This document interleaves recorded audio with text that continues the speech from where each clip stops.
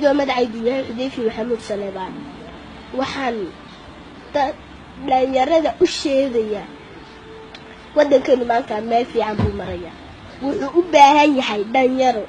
iyo dad iyo dal ayuu u baahan yahay maanta idinkaala 2040 noocyada ciyaalkay noo taala maanta idinkaala dhalinyaro hadda waan weydiin sheegay idinkay maanta idinkaala inay maanta haddaad waddankeena wax ka qabataan inta waddankeena qaar baa jooga Yurub qaar baa inta taariibay qaar bay badii liqda war waddankeenu sidaa ku xumaanaya hoos u dhacba ku imaanaya biritool anadu markan ciyaalkeedu yimaado waxaan idinka baranaynaa